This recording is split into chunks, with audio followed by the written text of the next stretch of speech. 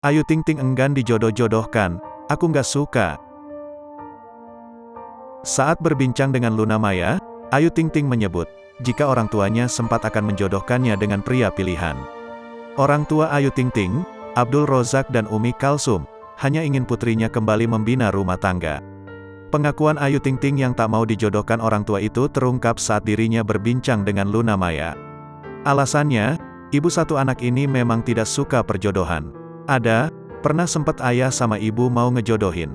Cuma aku kan gak suka dijodoh-jodohin, gitu, katanya dikutip dari kanal YouTube Luna Maya, Minggu, tanggal 13 November tahun 2022. Pelantun alamat palsu ini melanjutkan sebenarnya dia hanya ingin menjalani hubungan secara perlahan. Dia tidak mau dijodohkan lalu segera menikah. Maksudnya, pelan aja dulu. Santai aja dulu, gitu, kata Ayu Ting Ting.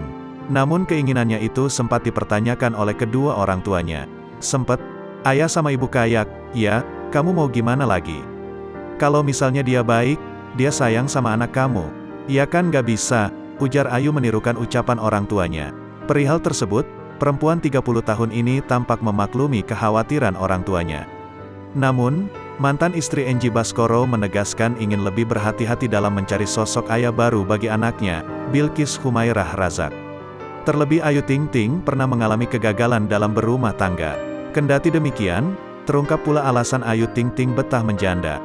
Bukan hanya karena dirinya yang tak mau dijodohkan, rupanya ibu satu anak ini masih belum mendapatkan izin dari putrinya untuk berpacaran.